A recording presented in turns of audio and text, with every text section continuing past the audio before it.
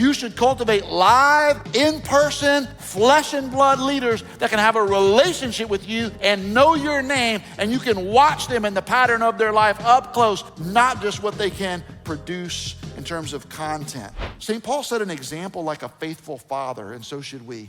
St. Paul set an example like a faithful father, and so should we. Look what he said in verse 14. Verse 14 says, I'm not trying to put shame on you. I'm admonishing you like beloved children. I'm admonishing you like beloved children. He's not against them, he's for them. Hey, moms and dads, have you ever been in a situation where you had to correct your children and they didn't like it? Has that ever happened to you? You corrected them? Hey, you've been a kid. Everybody in the room's not been a parent, but everybody in this room's been a kid.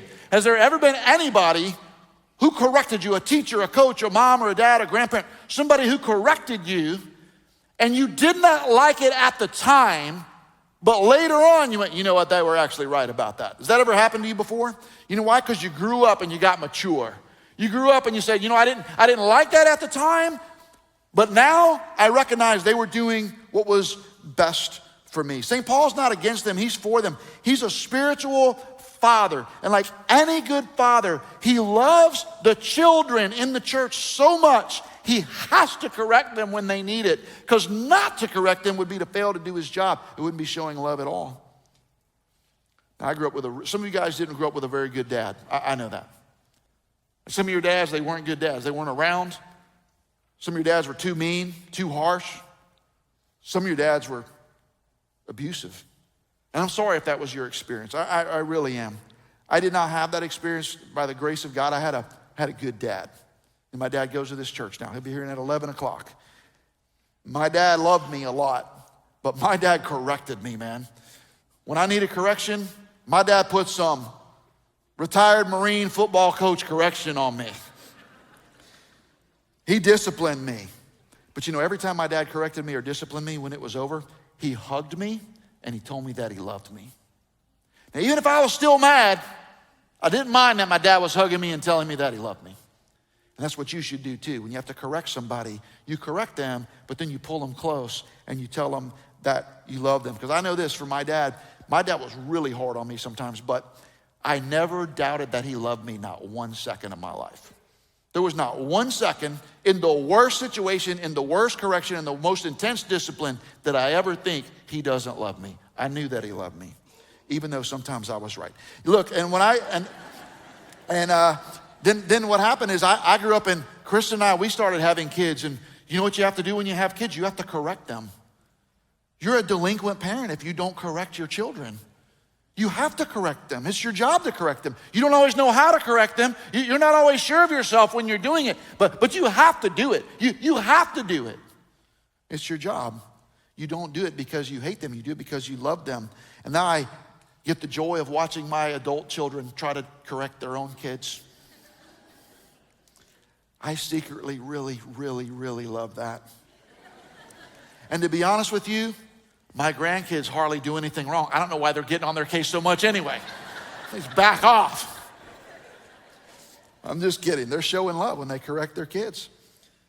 You know, there's a sense in which pastors and deacons and small group leaders and church leaders, we play a fatherly role in the congregation. We do. Some of you are like, you can't be my father. I'm old enough to be your father. I'm not talking about biologically. I'm talking about spiritually. Some of you are like, I don't even like you that much. I know, but that's the role that we play in the congregation. Pastors play this fatherly role. And I know some of you are like, well, you're not really my spiritual father, Pastor so-and-so is. That's fine. You don't need me to do it. We have a lot of pastors in our church. So we have a lot of people who can be spiritual fathers in your lives. And every metaphor has its limits, but St. Paul's putting that in front of us here. That's why he says in verse 15, he says, you have countless guides, but not many fathers.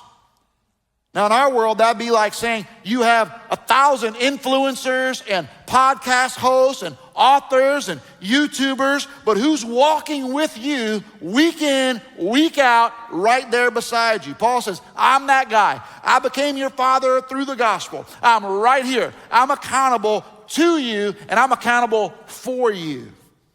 A faithful father doesn't just give advice, he gives his life away. St. Paul lived among the church in Corinth. He worked with his hands. They saw how he handled pressure. They saw how he treated people. They saw how he followed Jesus, even when he wasn't up on the platform. That's the kind of real flesh and blood example that helps people grow. You ought to be really careful. You guys, if you guys are old enough to have watched reruns, or if you lived in the 1980s, now I know I'm dating myself a little bit.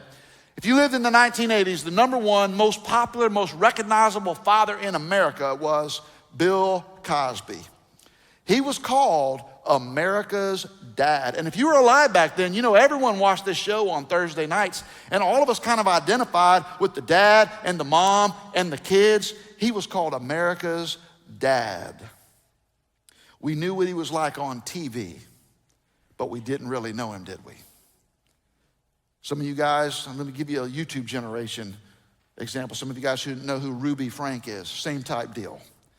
A lot of people these days are discipled in Christ by TikTokers and YouTubers and Instagrammers and podcasters, and some Christians feel like they connect more and find better community and deeper spiritual connection through their political alliances or through some parachurch ministry group or someplace else online. I'm not saying that those things don't have their place. I'm not saying that those things cannot be helpful, but what I'm saying is you should cultivate live, in-person, flesh and blood leaders that can have a relationship with you and know your name, and you can watch them in the pattern of their life up close, not just what they can produce in terms of content. You say, well, Pastor Jimmy, in a big church like this, all of us can't really know you. We don't really know you. I know. Look, I can't spend time personally with every single person in our church, and this one downtown, I certainly can't do it across the thousands and thousands of people that attend all the family churches across South Florida, but that's why we have a lot of pastors. I'm just one of the pastors of Family Church. I'm not the only pastor of Family Church. I'm just one. And we have a lot of church leaders, and every one of you that wants to have a relationship with a pastor or a small group leader or a deacon, every one of you can have it, because we have enough leaders so that every person can be in relationship with the right kind of Christian leaders. And in our celebrity-driven culture, we can be tempted to follow these personalities because they're more famous. Well, I got news for you guys. The pastors and the deacons at Family Church were not very famous, but the pastors and deacons at Family Church are very faithful. We may not be very famous, but I can tell you the pastors and deacons at this church are very faithful men and the leaders that you ought to be looking to. And there's one more thing I want to say about fathers, kind of an aside. Hey, dads, no matter what your kids are going through, no matter what they do go through, be like St. Paul and never give up on your kids.